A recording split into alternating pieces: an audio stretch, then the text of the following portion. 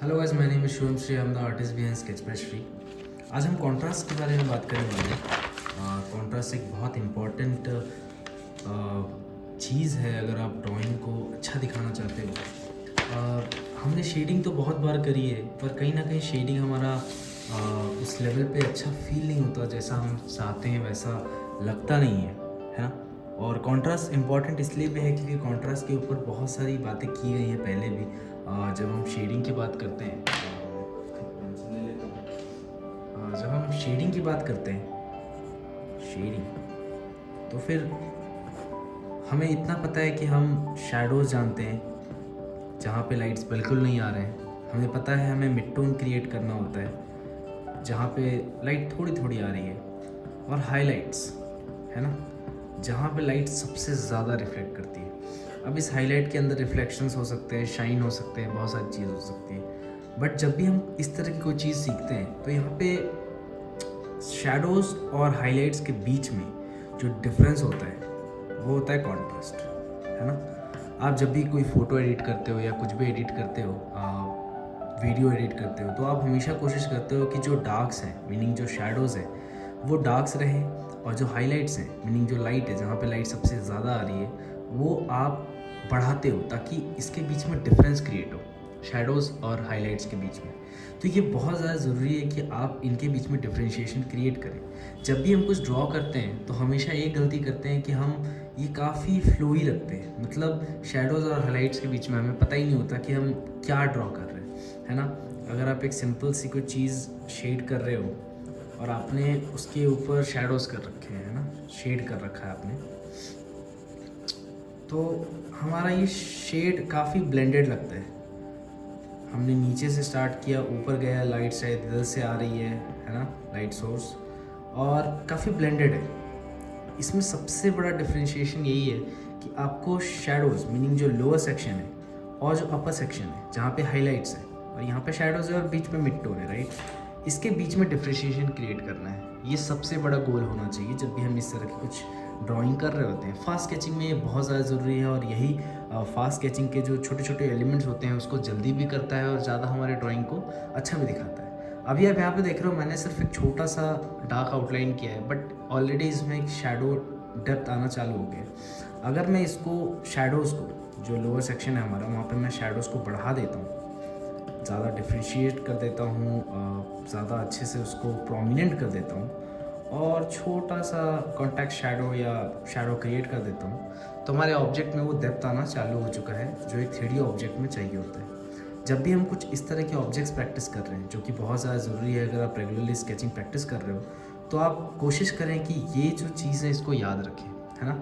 मैं आपको दूसरी चीज़ों से भी करके बताता हूँ। समझ लो आप इसी फार्मूला को यूज़ करते हो एक सिंपल से क्यूबॉइड के ऊपर, और एक सिंपल सा क्यूबॉइड हम बना लेते हैं। ये हमारा सिंपल सा क्यूबॉइड है। लाइट सोर्स आप कैसे भी रख सकते हो, चलो लाइट सोर्स यहाँ पे है, ये हमारा लाइट सोर्स है। और ये मैं अपने स्टूडेंट्स को भी यही बताता हूँ कि जब आप इस तरह की चीज़ें बना रहे हो तो आप सबसे पहले इन चीज़ों को फोकस करें और इनको पहले सीखें। जब आप ये सीख लेते हैं तो आपके लिए बहुत आसान हो जाएगा कि आप कोई भी और शेडिंग टेक्निक या टेक्सचरिंग को आसानी से कर पाओ। तो हमने मिड टोन करना है, पहले हम यहाँ मिड टोन कर लेते हैं दोनों साइड, क्योंकि ये दोनों साइड में ही लाइट्स नहीं आ रहे हैं, लाइट यहाँ पे आ रही है ऑन द टॉप। शैडोज अभी हम बाद में क्रिएट करेंगे, बट ये जो साइड है इसमें हम पहले एक कॉन्टैक्ट शैडो बनाएंगे। तो ये जो लाइंस होंगी, अब अगर आपको लाइन वेट के बारे में जानना है तो वीडियोस ऑलरेडी चैनल पे अपलोडेड है। जहाँ पे लाइट आ रही होती है वहाँ पे लाइट जो लाइन होती है वो थिन होती है, और जहाँ पे लाइट नहीं आ रही होती वो लाइन काफ़ी थिक हो जाती है और काफ़ी डार्क भी हो जाती है। तो मैं यहाँ से डार्क्स करना चालू करता हूँ और ऊपर की तरफ बढ़ता हूँ। स्मूथ रखना है शेडिंग को, कोशिश करना है ज़्यादा से ज़्यादा स्मूथ हो।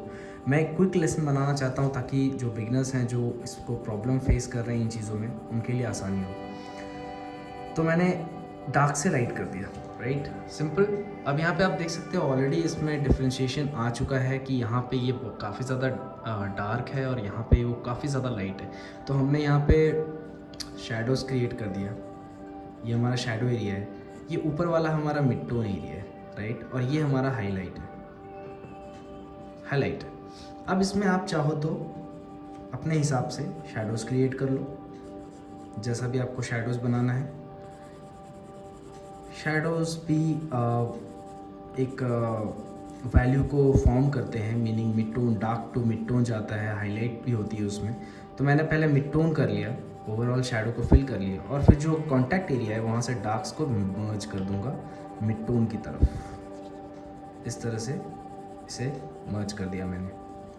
अब आप देख रहे हो सिर्फ इतना क्रिएट करने पे हमारा जो ऑब्जेक्ट है वो काफ़ी ज़्यादा लाइट को रिएक्ट कर रहा है, मीनिंग हमें लग रहा है कि वो ऑब्जेक्ट कहीं ना कहीं प्लेस्ड है 3D स्पेस में, जो कि बहुत बड़ी भूल होती है जब हम एज अ बिगिनर हम स्टार्ट कर रहे होते हैं ऑब्जेक्ट स्केचिंग। तो ये बहुत बड़ी गलती होती है कि हम किस तरह से लाइट एंड शेडो को समझें। लाइट जहाँ से आ रही है उसकी अपोजिट डायरेक्शन में हमेशा शेडो होता है, राइट। और लाइन वेट का मतलब ही यही है कि अगर लाइट इस साइड से आ रही है तो जो भी लाइन ऊपर रहेगी वो लाइट की तरफ अगर जा रही है तो वो लाइट हो जाएगी, और अगर शेडो की तरफ आ रही है तो वो थिक और डार्क हो जाएगी, राइट। ये हमारा लाइन वेट का टेक्निक है। तो ये बहुत ज़्यादा ज़रूरी है अगर आप as a beginner object sketching कर रहे हो तो, ओके। ये सारे इन्फॉर्मेशन को लेके जब भी आप कोई ऑब्जेक्ट स्केच करते हो, अब जैसे कि एग्जांपल के तौर पे मैं यहाँ कुछ ले लेता हूँ, एक और नया पेज ले लेते हैं। इस तरह के ज़ेरॉक्स पेपर्स को आप रख सकते हो अपने साथ, काफ़ी चीप मिलते हैं और आप इजीली प्रैक्टिस कर सकते हो इससे, है ना। मैं यहाँ पे एक छोटा सा ऑब्जेक्ट ले लेता हूँ, एक कार, ओके। अब आप देख रहे हो कि इसका शैडो जो है यहाँ क्रिएट हो रहा है क्योंकि मेरा लाइट सोर्स पीछे की साइड से आ रहा है। बट आप जब ऑब्जेक्ट स्केचिंग कर रहे हो तो अभी हम लाइट के ऊपर ध्यान नहीं देंगे, अभी हम इस शाइन के ऊपर ध्यान नहीं देंगे, अभी हम सिर्फ ऑब्जेक्ट के ऊपर ध्यान देंगे। कोशिश करेंगे कि हम इस ऑब्जेक्ट को जल्दी से जल्दी, क्योंकि हमें समय बर्बाद नहीं करना है, हम जल्दी करना चाहते हैं ताकि हमारा ऑब्जेक्ट क्लियर हो सके, कॉन्ट्रास्टी हो सके और दिखने में थोड़ा अच्छा भी लगे, राइट। तो मैं एक बेस स्केच कर लेता हूँ पहले। मैं यहाँ पे लाइव करके आपको दिखाना चाहता हूँ ताकि आपको आसानी हो समझने में कि किस तरह से आप कोई भी चीज़ को अप्रोच करोगे। यहाँ पे जो एंगल है मेरा ऑब्जेक्ट को देखने का और आपका शायद अलग हो सकता है क्योंकि आप कैमरे के थ्रू देख रहे हैं, बट एक रफ़ व्यू आपको समझ में आ जाएगा कि मैं क्या आपको बताना चाहता हूँ। तो ये मेरा एक रफ़ व्यू है इसके ऊपर। तो हमने पहले बेस, क्योंकि मैं अभी चारकोल पेंसिल यूज़ करने वाला हूँ, तो मैंने यहाँ पे एक ग्राफाइट पेंसिल से पहले इसका बेस तैयार कर लिया है, ओके। यहाँ पे आप व्हील्स ले लो, जो भी आप लेना चाहते हो, जैसे भी आप करना चाहते हो। अब ये मेरा बेस मॉडल तैयार है, राइट। अब इस तरह के ऑब्जेक्ट स्केचिंग में जो कि क्विक फास्ट स्केचिंग होते हैं, यहाँ पे हम ज़्यादा समय बर्बाद नहीं कर सकते। That is the only goal, क्योंकि अगर ज़्यादा आप समय बर्बाद करोगे तो वो डिटेलिंग की तरफ जाएगा और हमें अभी डिटेलिंग नहीं करना है। एज अ बिगिनर हमें ये सोचना है कि हम ज़्यादा से ज़्यादा स्केचेस कर सकें, वो हमारा गोल होना चाहिए, ओके।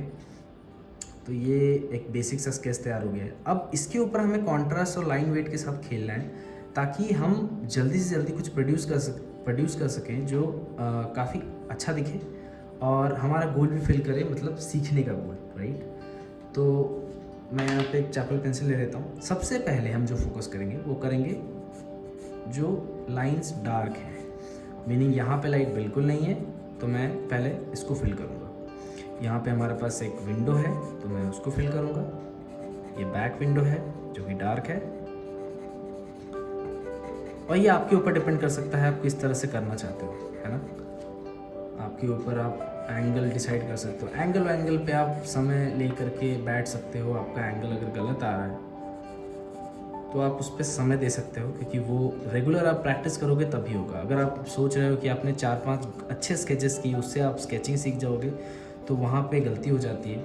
हमें कोशिश करना है कि हम ज़्यादा से ज़्यादा स्केचेस करें इनिशियल स्टेजेस पे, क्योंकि वो फिर हमारे मसल मेमोरी में भी स्टोर हो जाता है और हम आसानी से नए स्केचेस भी कर सकते हैं। अब मैं कुछ नहीं कर रहा, मैं बस कोशिश कर रहा हूँ कि जो भी मैंने स्केच किया था पेंसिल से, चारकोल से, उसको मैं बस रेप्लिका कर दूँ इस चारकोल पेंसिल से, राइट। और बस एक रफ़ इमेज, आपको एक रफ़ इमेज चाहिए।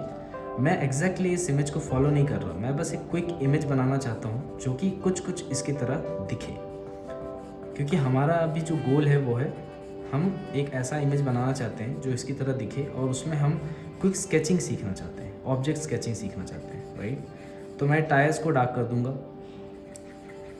इनर डार्क कर दूंगा, जहाँ जहाँ मुझे डार्कनेस दिख रहा है मैं वो डार्क कर दूंगा, राइट।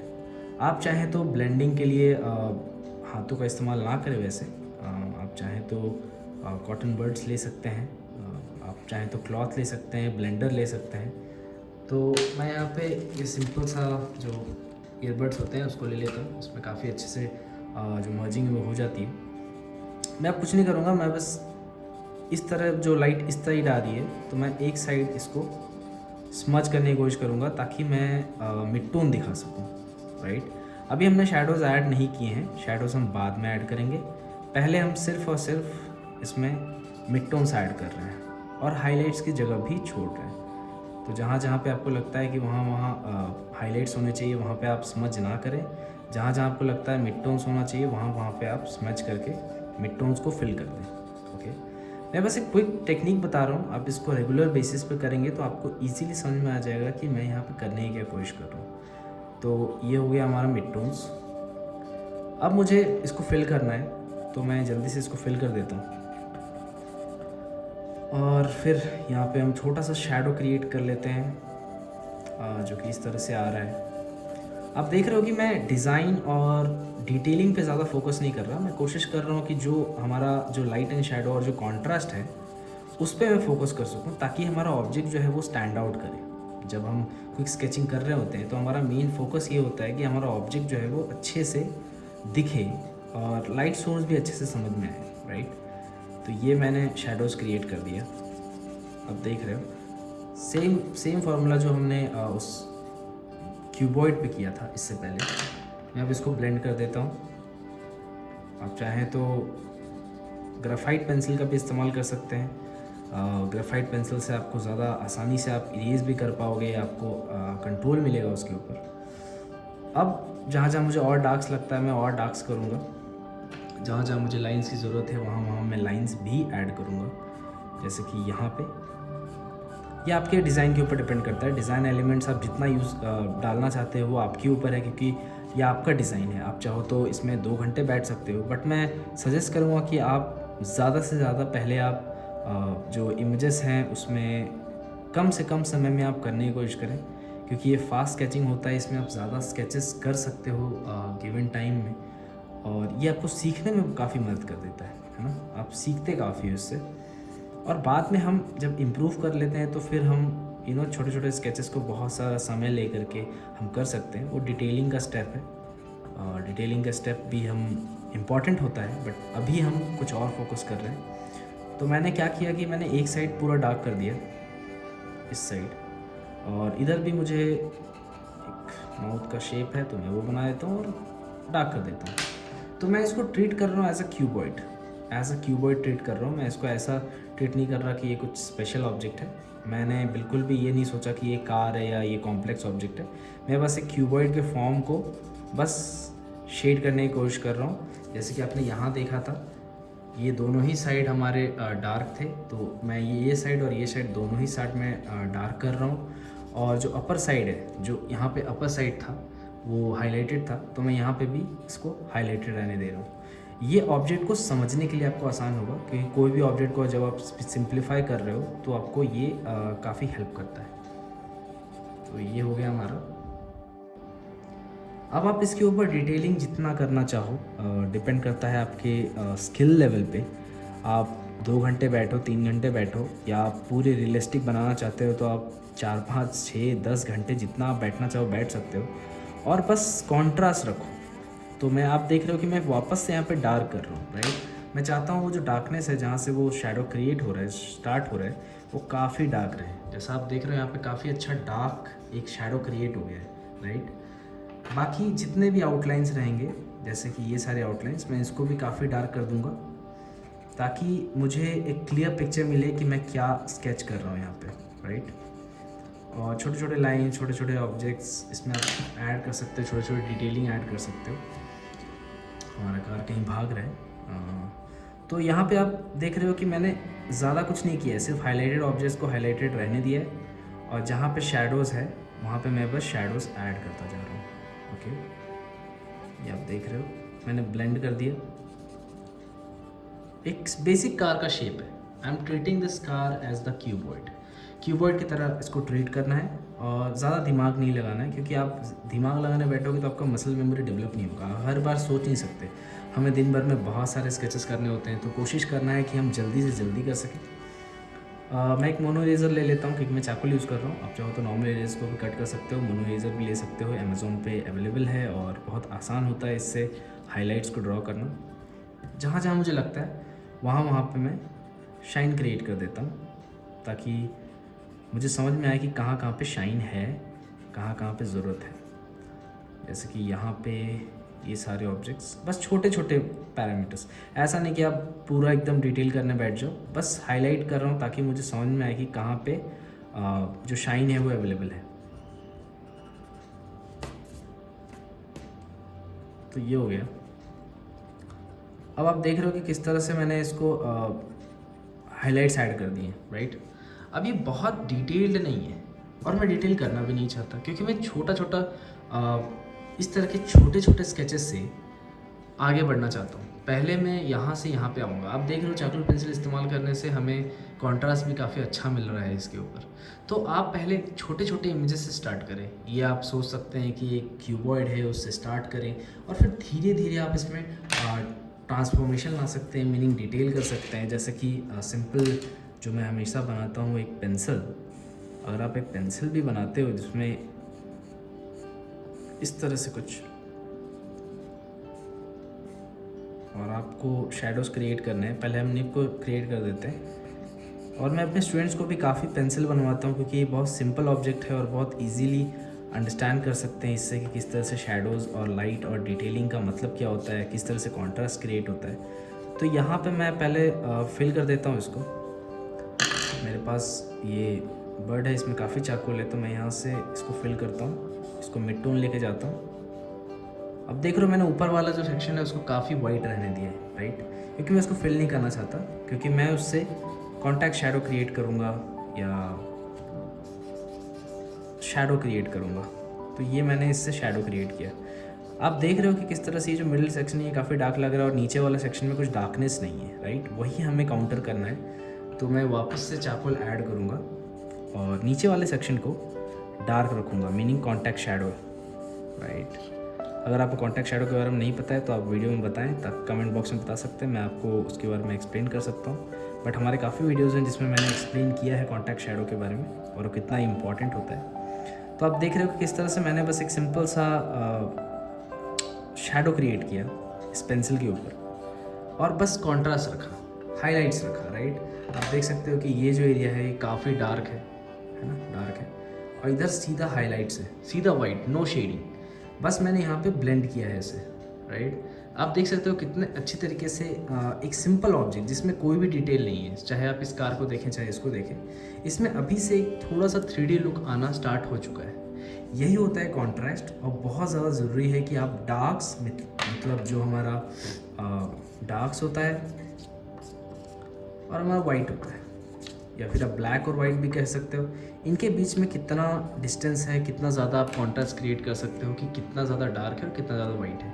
ये बहुत ज़्यादा इम्पॉर्टेंट है अगर आप शेडिंग प्रैक्टिस कर रहे हो। तो कोशिश करें कि इस तरह के स्मॉलर ऑब्जेक्ट्स, इस तरह के कॉम्प्लेक्स ऑब्जेक्ट्स, लेकिन उसको सिंप्लीफाई करके जस्ट शेडिंग प्रैक्टिस करने के लिए आप प्रैक्टिस करें। आप सीखें कि हाँ कहाँ पे लाइट आ रही है और कहाँ पे मैं अपने शैडोज़ को हाईलाइट दे सकता हूँ, कहाँ पे मैं क्रिएट कर सकता हूँ बिना ज़्यादा शेडिंग किए कॉन्ट्रास्ट क्रिएट करने से आपको शेडिंग ज़्यादा अच्छे से समझ में आएगा। जैसा आप देख सकते हैं यहाँ पे भी हमने मिड टोन हाइलाइट्स और शैडोज़ को यूज़ किया था।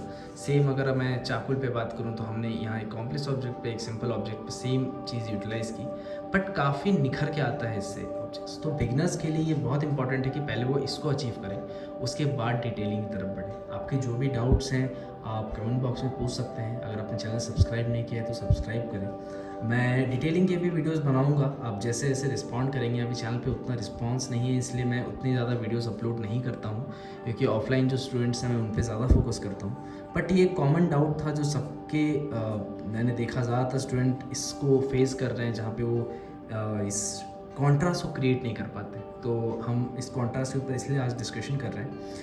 आप देखते रहें, सीखते रहें और जो आपको सीखना है या फ्यूचर में जो आपको कलर्स के बारे में या पेंसिल शेडिंग कुछ के बारे में भी आपको सीखना है तो आप ज़रूर बताएं, मैं उसके ऊपर वीडियो बना दूँगा। Till then keep practising, bye bye.